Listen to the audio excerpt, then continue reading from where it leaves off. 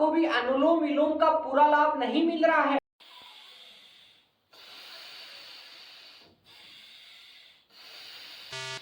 हाँ भाई, 6 महीने हो गए, कोई लाभ नहीं मिल रहा है। तो इस वीडियो को पूरा ध्यान से स्टेप टू स्टेप देखें। इस वीडियो में बात करेंगे अनुलोम विलोम में बैठने का सही तरीका, श्वसन क्रिया का बैलेंस, श्वसन क्रिया की गति और चक्रों का सही ज्ञान, और अपनी पिंगला और सुषुम्ना नाड़ी में किस प्रकार बैलेंस होता है। तो वीडियो आपको अच्छा लगे तो लाइक करें और उन दोस्तों को जरूर शेयर करें जिनकी नजले की दिक्कत है, नाक की एलर्जी अधिक होती है, श्वसन संबंधित बीमारियां हैं और याददाश्त कमजोर है। तो आज के वीडियो को शुरू करते हैं। नमस्कार दोस्तों, मेरा नाम है नवरंग, आप देख रहे हैं टिप टॉप हेल्थ। और आज आ गया है फिर नया बुधवार और अपनी योगा डे सीरीज का 74 एपिसोड। और आज का प्राणायाम है अनुलोम विलोम प्राणायाम। इसको नाड़ी शुद्धि प्राणायाम के नाम से भी जाना जाता है और यह प्राणायाम सबसे ज्यादा प्रचलित है। और यह संस्कृत के दो शब्दों से मिलकर बना है। अनुलोम का अर्थ होता है सीधा और विलोम का अर्थ होता है उल्टा। यानी अपने नाक के दाहिने छिद्र को अनुलोम कहा गया है और बाएं छिद्र को विलोम कहा गया है। यानी इस योग को जब अपन करते हैं तो अपने नाक के अंदर दो नाड़ियां होती है, एक सुषुम्ना होती है और एक पिंगला होती है। उन दोनों नाड़ियों में श्वसन का बैलेंस और उनको एक्टिव किया जाता है।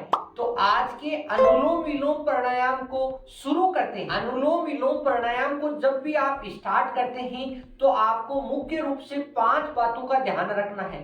फर्स्ट है इसमें बैठने का सही तरीका, यानी आप सुखासन में, सिद्धासन में, किसी भी मुद्रा में बैठ सकते हैं, मगर आपका रीढ़ की हड्डी एकदम सीधी होनी चाहिए और आपके दोनों शोल्डर एकदम इस प्रकार खुले होने चाहिए। यहाँ पूर्ण स्पेस होना चाहिए। यानी आपके अगर बैठने में दिक्कत आती है तो आप कुर्सी पे बैठ के भी कर सकते हैं, मगर आपको ध्यान ये रखना है कि लेट के इसको आसन को नहीं करना है। लेट के करने में आपको लाभ नहीं मिलेगा।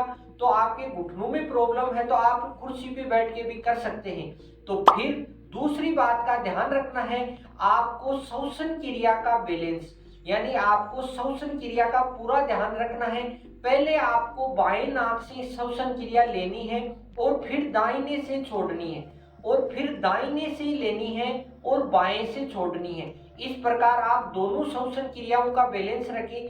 तीसरी बात यानी श्वसन की गति, श्वसन की गति का ध्यान यह रखना है कि आप जैसे ही बाएं नाक से श्वसन लेते हैं इस प्रकार, तो जितना समय आपको श्वसन क्रिया लेने में लगा है उतना ही समय आपको छोड़ने में लगना चाहिए। इस प्रकार का आप थोड़ा सा ध्यान रखते हैं तो आपको बहुत ही अच्छा लाभ मिलेगा। चौथी बात का यह ध्यान रखना है कि इसमें आपको कितना समय करें, यानी आप इसको 5 चक्कर से लेके आप इसके 15 चक्कर तक लगा सकते हैं। तो चक्रों का ज्ञान आपको वीडियो के साथ में बताएंगे। और 5वीं बात का ध्यान यह रखना है कि आपका मन एकदम सात्विक होना चाहिए, किसी भी प्रकार के दूसरे विचार नहीं आने चाहिए। यानी आप बैठे तो इस मुद्रा में हैं और आपका माइंड मार्केट में है। तो इस प्रकार अगर आप अभ्यास करते हैं तो आपको कभी भी लाभ नहीं मिल सकता। यानी जिस मुद्रा में बैठे हैं तो आपका मन यहीं रहना चाहिए और पूरे एकाग्र भाव से इसका अभ्यास करें। अनुलोम विलोम प्राणायाम के सही तरीके की अगर बात करें तो आप इसको इस प्रकार की मुद्रा में बैठे, यानी सिद्धासन, सुखासन, वज्रासन, आप कैसे भी करें, मगर आप इस मुद्रा में बैठ के करते हैं तो आपको बहुत ही अच्छा लाभ मिलता है। यानी इस प्रकार बैठते ही अपनी रीढ़ की हड्डी एकदम सीधी होती है, चेस्ट खुलती है। और इस प्रकार की मुद्रा बनाएं। इस प्रकार की मुद्रा बना के अपने को लेफ्ट हाथ से इस प्रकार की ज्ञान की मुद्रा बना के इस हाथ को तो यहाँ रख दें, इस हाथ का किसी प्रकार का काम नहीं है। फिर अपने राइट हाथ से आपको वायु मुद्रा बनानी है। इस प्रकार की वायु मुद्रा बना के अपना जो राइट नोस्ट्रल है इसको इस प्रकार बंद करना है। इस प्रकार बंद करके फिर अपने को लेफ्ट नाक से आपको श्वसन क्रिया करनी है। यानी इस प्रकार श्वसन लेते हैं,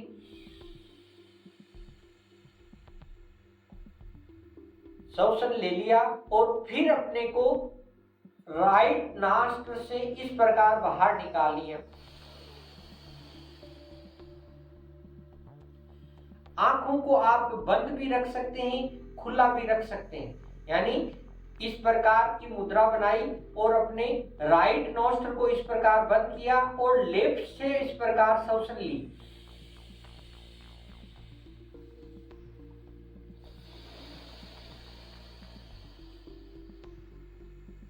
और फिर राइट से श्वसन लेनी है वापिस।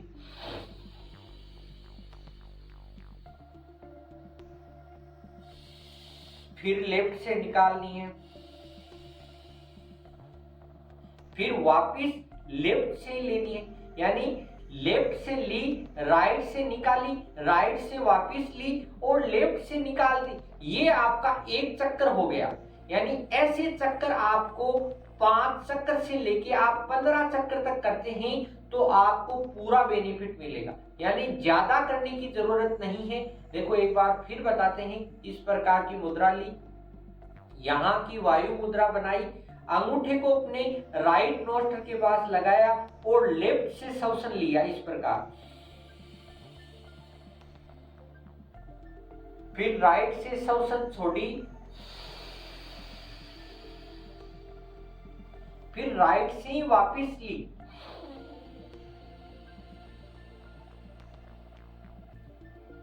और फिर लेफ्ट से छोड़ी।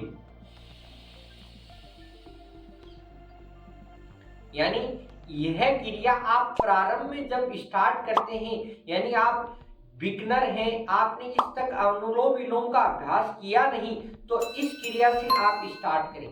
यानी यह क्रिया आप लगभग महीने भर तक करते हैं तो आपका शरीर एकदम प्रिपेयर होगा, आपकी पिंगला और सुषुम्ना नाड़ी एक्टिव होगी, और यह एक्टिव होने के बाद आपको इसको कुंभक के साथ करना है। तो कुंभक के साथ कैसे करें? इसी प्रकार की मुद्रा बनानी है आपको। यानी यहाँ तो ज्ञान की मुद्रा और यहाँ वायु मुद्रा बना के फिर अपने को लेफ्ट नाक से श्वसन लेना है। देखो इस प्रकार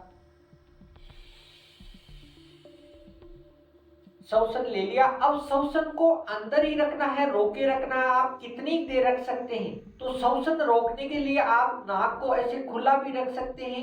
मगर आपकी दिक्कत आती है, श्वसन नहीं रुक रही है, तो आप दोनों हाथों से नाक को इस प्रकार बंद कर सकते हैं। दोनों हाथों से नाक को बंद करने के बाद आप जितने देर सामर्थ्य है उतनी देर श्वसन को अंदर रखें और फिर अपने राइट नोस्ट्रल को खोलें और उससे बाहर छोड़ दें।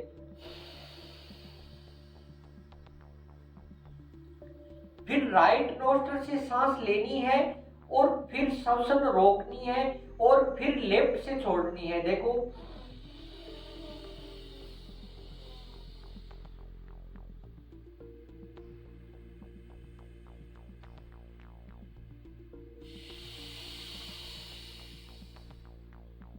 यानी यह एक कुंभक के साथ अपना फर्स्ट चक्कर हो गया।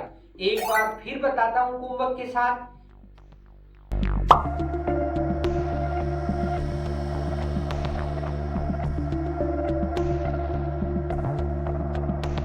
रोके रखिए,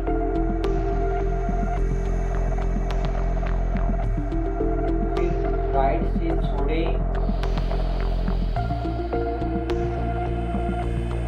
राइट से श्वसन लें,